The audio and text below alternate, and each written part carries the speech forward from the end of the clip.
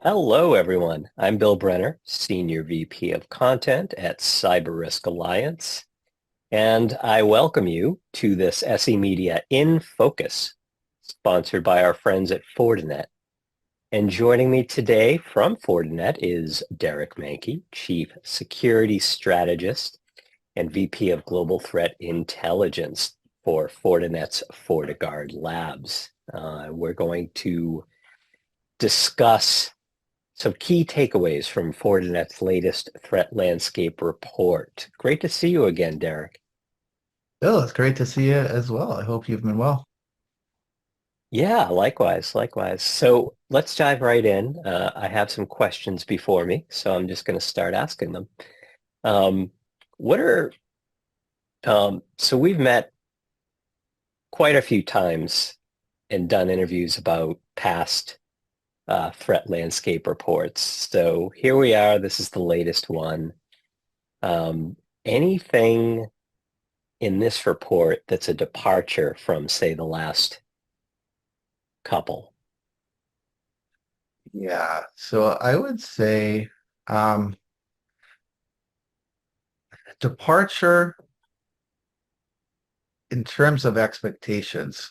So a lot of the things that we've talked about, like the faster, stronger, right? The sophistication element that is in play. It's just, I think, what the departure is the rate of acceleration here and really how bold that's become, if that makes sense. The It the the does. amplifier. Yeah, Hmm. I would say so it's not an off-track departure where there's this curveball that's been thrown, but rather um, some of the issues, have quite frankly accelerated a little quicker than I would have expected. A progression Yeah, from last time. exactly.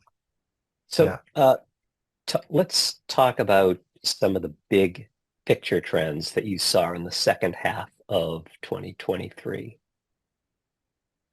sure. So first of all, the faster accelerated attack chain. So again, the measurement of when we see a new CVE come out this was in 2023, and then how Mhm. quickly that's adopted into, a weaponized attack. So an attack that we're actually seeing in the wild, which is usually, again, ransomware deployments or whatnot. Keeping in mind there were north of 28,000 of these CVEs in Mhm. 2023. So what we highlight in the report is the measurement of that in the second half was just under 5 days. That's the average, the mean time.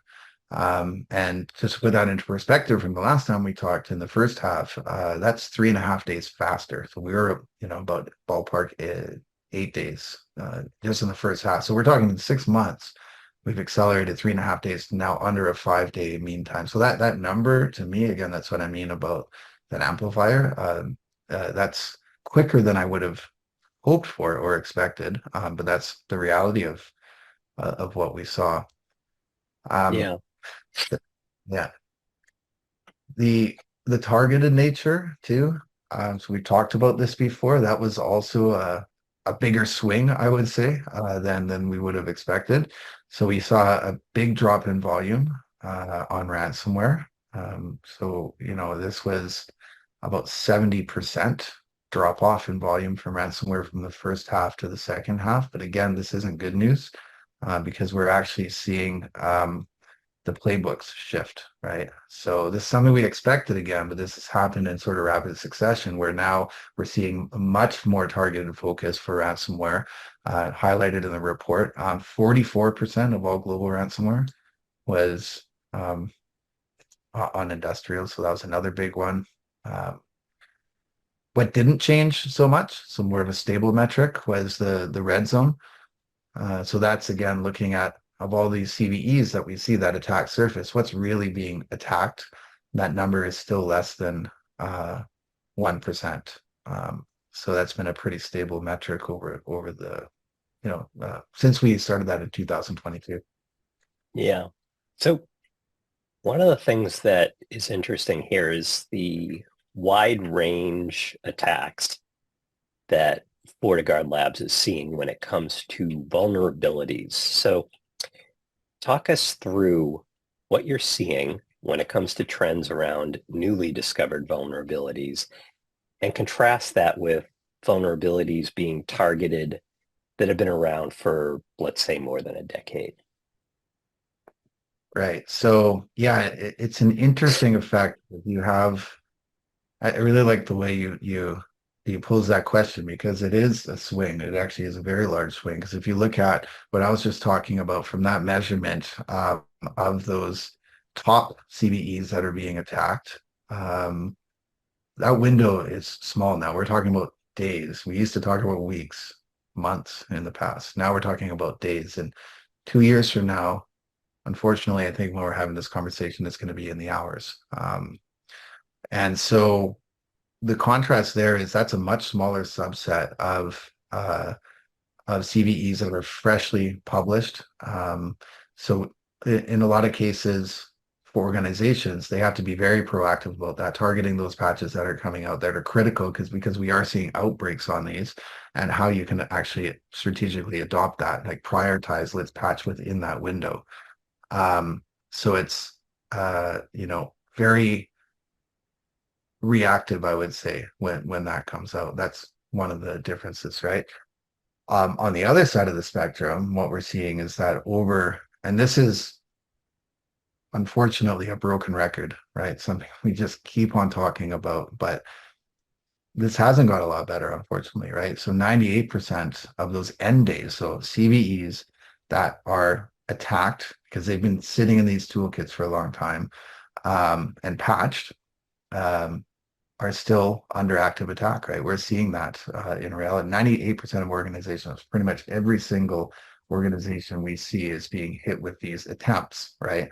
Uh, to me, that's a result of um, the building, right? It's a lot of this, unlike a conventional weapon, these attacks and exploit code, they live forever, right? They get Mhm. put into toolkits, they get sold on dark web forums, they get distributed for free in some cases. Um, Recompiled, with same exploit, different flavor of attack, or what have you. And Yeah. so I think that what happens, what's interesting is you have this big rush at first when these new attacks come out, because it's the shiny tool, shiny object on the block. And then after that, again, it starts to get adopted into some kits, and then it gets the curve gets slower, right? And it will live on for a while. And we've seen that in the past with, good examples of that are like Log4j. We still see a lot of activity on it, but there is that sort of bell curve that happens with it.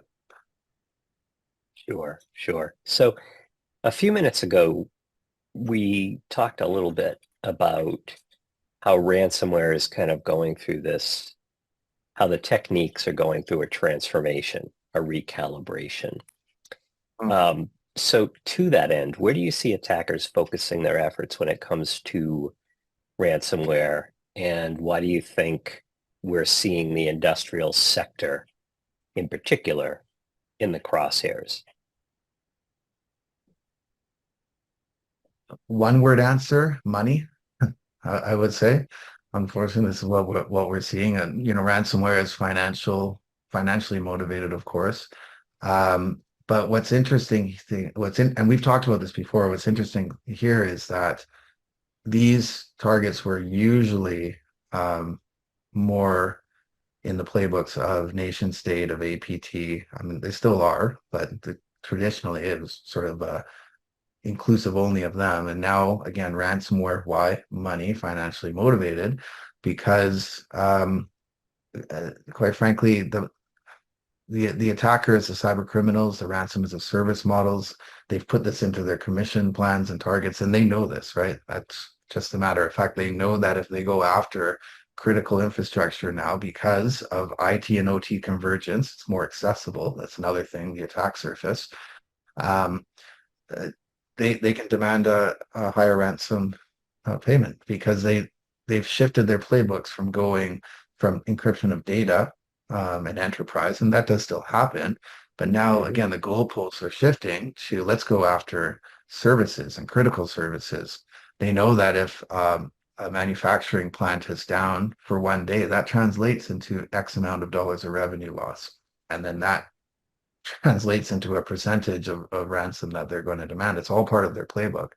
And because those playbooks have been developed and they've realized success, unfortunately, there's been payments made to them, right? So they get encouraged and they go back for more. And this is something that we see happening more frequently. Again, 44% of all ransomware globally now is on critical infrastructure. The other thing, Bill, unfortunately, is that ethics continue to go out the window. There was a little glimmer of ethics that we've seen on healthcare and hospitals in the past where they've had specific in their playbooks, do not, we don't want to disrupt ambulances or things like this when they're negotiated ransom. But we've seen cases now of that going out the window as well.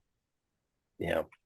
So we always talk about some of the great work that Fortinet does with its partners. Is there anything new to report from the work you've been doing with the CTA or the World Economic Forum Partnership Against Cybercrime or Cybercrime Atlas? Yeah, absolutely. Yeah, these are great. Everyone you just mentioned has been very active. We have regular workshops, meetings. The Cyber Threat Alliance just recently we released a joint analytic report on threats to NGOs, so non-government organizations. So this is really to address less known cyber issues, looking at NGOs as targets, top pain points, even discussing things like board and executive responsibilities. So there's some interesting things in that in the Cyber Threat Alliance report that we, Fortinet, and other members contributed to. And then, yeah, Economic Forum, the Partnership Against Cybercrime, and Atlas. We launched a new site with Atlas. There's new members that have joined, so you can see that on the Cybercrime Atlas portal and site. Atlas has shifted now into an operational phase, so the proof of concept is complete.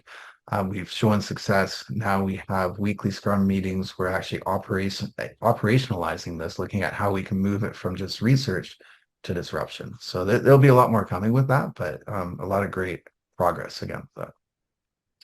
Very good. So we have to end it for now, but we will pick up the thread in our next installment and talk about additional trends from this latest report. And so stay tuned for that. Meantime, be well, and thanks for joining.